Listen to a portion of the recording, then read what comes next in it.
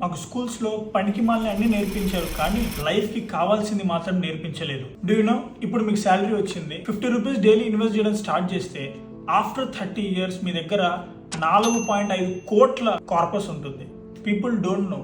Mitochondria power house of the cell అని తెలుసు, కానీ ట్యాక్స్ ఎలా ప్లాన్ చేయాలో తెలియదు. పైథాగరస్ థీరం గుర్తుంది, కానీ ఈఎంఐ ఎలా క్యాలిక్యులేట్ చేయాలో రాదు. ట్యాక్స్ ప్లానింగ్ ఎలా చేసుకోవాలి, ఫైనాన్షియల్ ప్లానింగ్ ఎలా చేసుకోవాలి, ఎక్కడ ఇన్వెస్ట్ చేయాలి, ఎంత ఇన్వెస్ట్ చేయాలి, ఇవన్నీ కదా నేర్పించాల్సింది. లైఫ్ లో ఎసెన్షియల్ స్కిల్స్ అని ఇవి కదా. డిగ్రీస్ ఉన్నాయి, జాబ్ ఉంది, కానీ మంత్ ఎండ్ వచ్చేటప్పటికి మాత్రం జోలో డబ్బులు లేవు. సేవింగ్స్ ఎలా చేసుకోవాలో రావట్లేదు. క్రెడిట్ కార్డు యొక్క డెట్లు అయితే పెరిగిపోతున్నాయి. అసలు ఇన్సూరెన్స్ మాట అయితే ఎత్తాకండి, ఎందుకంటే మనం ఎడ్యుకేట్ అయ్యాం, కానీ ఫైనాన్షియల్లీ మాత్రం ఇల్లిటరేటే.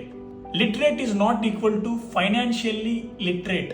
ఎడ్యుకేషనల్లీ లిటరేట్ ఒక కాన్సెప్ట్, బట్ ఫైనాన్షియల్లీ లిటరేట్ అనేది ఒక డిఫరెంట్ కాన్సెప్ట్. దాన్ని మనకి ఎప్పుడు కూడా ఎవరు కూడా నేర్పించలేదు. మనం ఫైనాన్షియల్ డెసిషన్స్ అసలు ఎక్కడి నుంచి తీసుకుంటున్నాం అంటే మన ఫ్రెండ్ చెప్తేనో లేదా ఫ్యామిలీలో పెద్దవాళ్ళు ఎవరైనా చెప్తేనో నేర్చుకుంటున్నాం తప్ప ఇంకోటి కాదు. ఫర్ సపోజ్ మన దగ్గర డబ్బులు ఉన్నాయనుకో, మన పేరెంట్స్ ఏం చెప్తారు తెలుసా?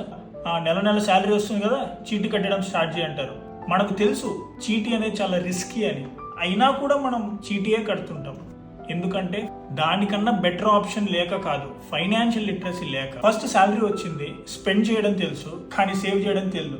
డూ యు నో, ఇప్పుడు మీకు శాలరీ వచ్చింది, 50 రూపీస్ డైలీ ఇన్వెస్ట్ చేయడం స్టార్ట్ చేస్తే ఆఫ్టర్ 30 years మీ దగ్గర 4.5 కోట్ల కార్పస్ ఉంటుంది. People don't know. Just 50 rupees a day. That is the power of compounding.